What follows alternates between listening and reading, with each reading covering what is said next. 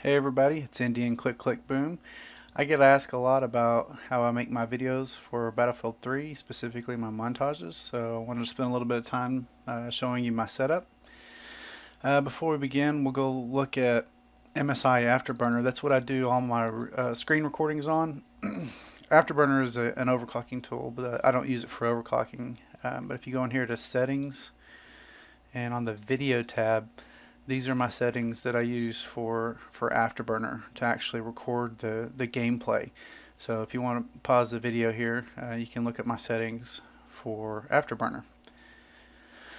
Down at the bottom, you can see where I record the audio sources. I actually go into two streams, but I mix them at the end. So this one is coming through my speakers, and then this is actually my microphone, which I have mapped to a push-to-talk key, which is actually mapped to a button on my mouse. So that's how I record my voice.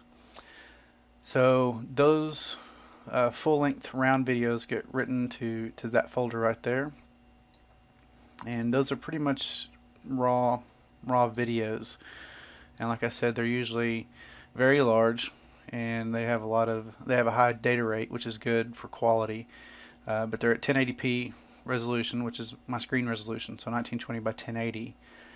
And what I do to extract the clips that I'm interested in is I will open the AVI using MPEG Streamclip. And what's nice about this is I can fast forward. I usually fast forward using about 4 times speed, looking for a particular clip. So when I want to start a scene, I'll press I on my keyboard, and that marks a start point, and then I'll fast forward to a stopping point and press O. And as you can see down here, there's a little bit of a gray area in the timeline, and I can take that and I can save as into a smaller AVI that I can later use in my videos. So I usually have a directory structure similar to this. I've already copied some files in here, so we'll see some in here. But under video clips, this is where I store the individual clips for the main montage. And the way I name my files is I use GUIDs.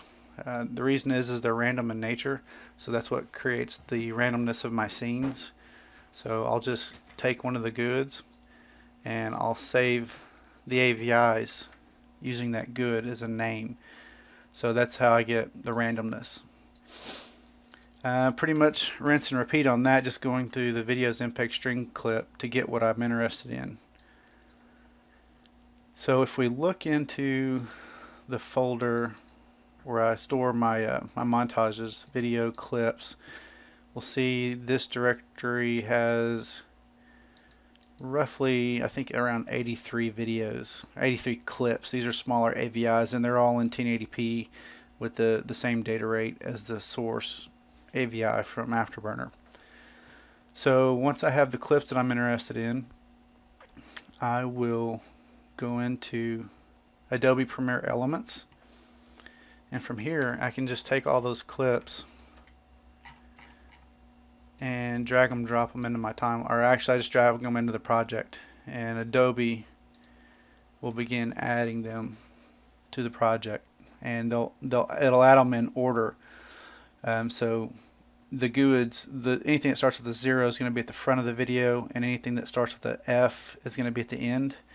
So a lot of times when I'm using MPEG Streamclip to get the scenes that I'm interested in, if I find a scene that I know I want in the front or the end, I'll go ahead and just manually name it with zeros. Or if I want it at the end, I'll manually name it with F's so that I know that it'll be at the end. I'm going to go ahead and fast forward through all this because it takes a little bit for Adobe to cache the files to see exactly what it's doing here.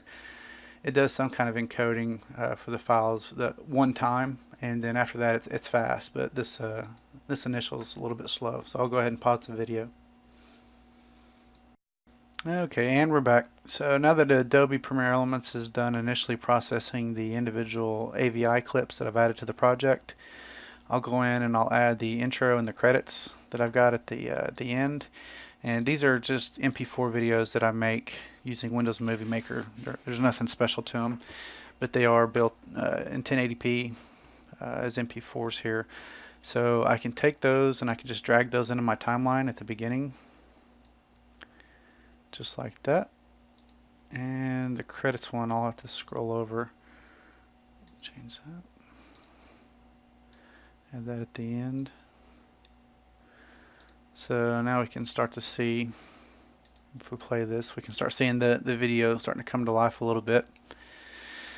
And another thing that we're going to want to do is audio.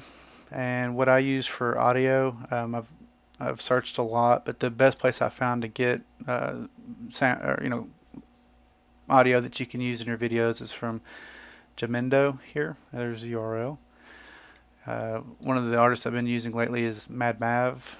I'm trying to remember which one I used for the starting video. I don't remember which one I used. That was it. Okay, so once I figure out which audio track I want to use, I'll take that and I'll drag it down here into the soundtrack section.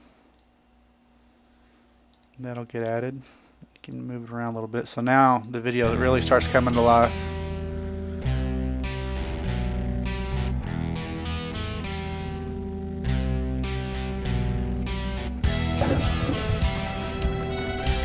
And what I'm showing you here, I'm recreating episode 7, so you should be familiar with some of this. You may be wondering how I do the stills that I do. Usually I get to this point right here, and then I use under Tools, Freeze Frame is what they call it in Adobe Premiere Elements, and I can freeze frame. I usually do 2 seconds when I'm knifing people.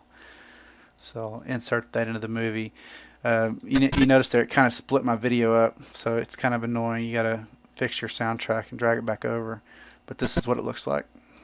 God,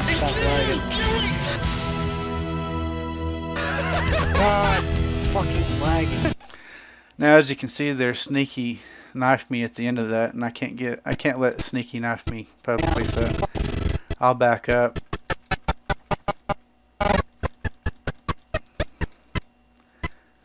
Take his name out of the shot there so that no one can see that he did that to me, and I'm going to cut that, and then I'll go delete. Nope, no, I don't want it.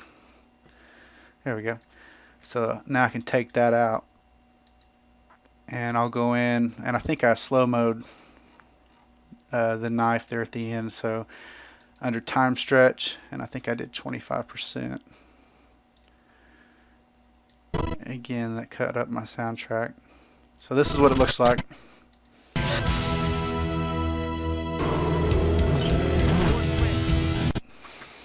Okay, so that's that.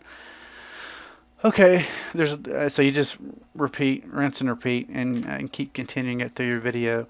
As far as publishing goes, I'll show you my publish settings. But one thing I want to mention, you notice that I haven't encoded the original video files at all. I think each time you encode a video, you lose quality. So at this point, I'm just dealing with raw game footage, which is my understanding is that that's the best you can do. So as far as to actually make the montage, I've got a profile set up that I use, and there's different ways to do this. I've seen people use Windows Movie Files, whatever, but I'm going to show you what works for me. I'm using under Adobe Flash Video. I have a preset called BF3 YouTube Original that I created using my own settings. And if I click Advanced here, we'll see some of the settings. So one of the first things that may jump out at you is the resized video is enabled, and you see that I'm actually upscaling the video to 2048 by 1152, and that really sounds wrong, especially in my mind, on what that would even work. But that's the trick to get original YouTube quality, because previously on my other montages I was doing 1080p, which is 1920 by 1080, and I never could get that original quality. So even though you're loading at 1080p, it still doesn't look good on some of the maps. So from what I've read and researched, this is the best way to get the original. The only way to get the original quality and just get the best quality overall. So I'm rendering the final video as an F4V, which is just a MP4 container, and I'll show that in just a second.